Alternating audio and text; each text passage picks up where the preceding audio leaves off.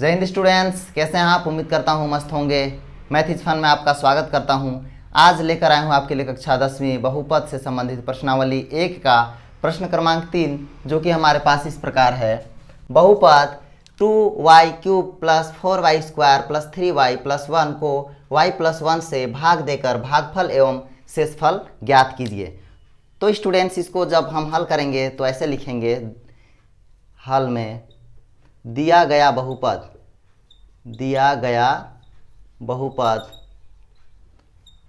हमारे पास क्या दिया गया है? बहुपद देखिए, जो बड़ी बहुपद है उसको हम लिखेंगे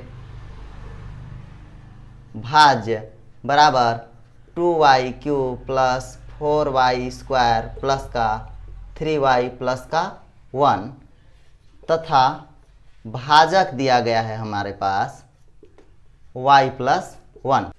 तो बच्चों, इसको हम भाग कैसे करेंगे आप देखेंगे। यहाँ पे सबसे पहले लिखेंगे भाज्य को 2y³ प्लस का 4y² प्लस का 3y प्लस का 1, और इसको भाग किससे करना है? y प्लस 1 से। तो बच्चों, आपको देखना होगा यहाँ पे कि 2y³ हमारे पास यहाँ पे है। अब यहाँ क्या दिया गया है? इसका भाजक में देख रहे होंगे तो केवल y दिया है, अर्थात यहाँ पर 2 चाहिए, तो यहाँ हमें 2 का गुणा करना पड़ेगा। 2 का गुणा किससे? y का गुणांक से। तो y का गुणांक कितना है? यहाँ पे 1 है, तो 2 एक कम हमारे पास 2 आ गया।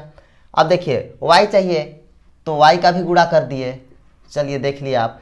अब देखिए 2y से तो काम चलने वाला नहीं है, इसके घात में 3 चाहिए, तो यहाँ y सिंगल है तो एक घात यहाँ पे उपलब्ध है इसका, तो हमें स्क्वायर कर लेंगे। तो घात दोनों का देखिए, आपको रफ में बता दूं, यहाँ रफ में बच्चों y² इंटू y के घात 1, तो दोनों का मल्टीप्लाई होगा तो y 2 धन 1 घात में हो जाएगा, अर्थात y के घात 3 हो जाता है बच्चों। इसको आपने कक्षा 9वीं में घातांक के नियम में देखा ही होगा आपने। तो क्या हो जाएगा? ये 2y³ हो जाएगा। उसके बाद यहाँ धन का चिन्ह है तो धन का चिन्ह लिख लिए। अब देखिए 2 एकम 2 हो गया, और यहाँ तो y नहीं है इसीलिए y² कर दिए। अब बच्चों, इसमें यहाँ धन है तो यहाँ ऋण का चिन्ह हो जाएगा, क्योंकि चिन्ह बदलता है, आपको मैंने बताया ही हूँ। अब यहाँ पे भी बदल जाएगा चिन्ह। अब देखिए जो कट रहा है उसको काट लेंगे। 2y³ धनात्मक और 2y³ ऋणात्मक आपस में कट गए तो शून्य लिख दिए इसको। अब देख रहे होंगे आप, यहाँ पे 4 है, अब यहाँ का ऋणात्मक हो गया। किससे घटाना है? 2 से, अर्थात 4 में अगर हम 2 घटा देंगे तो बच जाएगा 2, और कौन सा चिन्ह आ जाएगा? धनात्मक का, तो शून्य है, फिर धन लिख लिए 2, और y के घात 2 हो जाएगा। अब बचेगा क्या? एक एक उतारते जाएंगे तो 3y बच गया।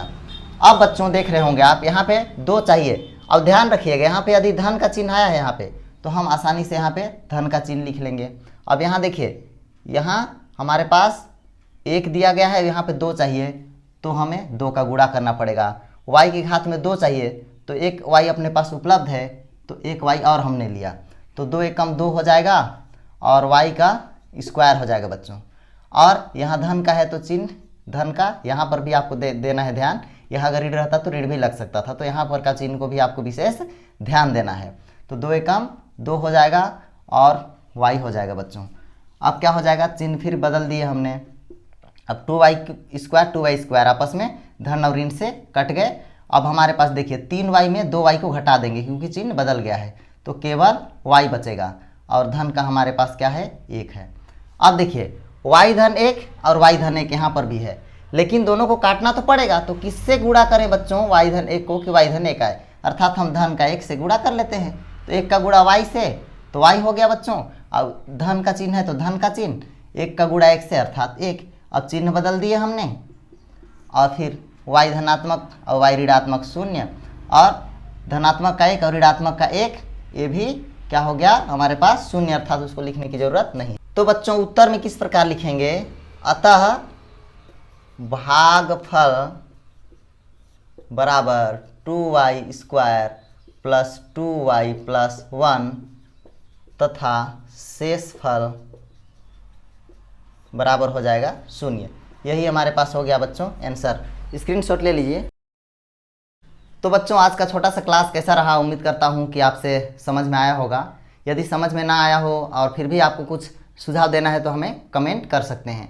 और आप चाहते हैं कि नए नए प्रश्न आपको लेकर आता रहूं, तो हमारे चैनल मैथ इज फन को सब्सक्राइब करना बिल्कुल भी ना भूलें और बेल आइकन को प्रेस कर दें, ताकि मैं जो भी आप तक शेयर करूं तुरंत आपको नोटिफिकेशन प्राप्त हो जाए और मुझसे आप जुड़े रह सकते हैं।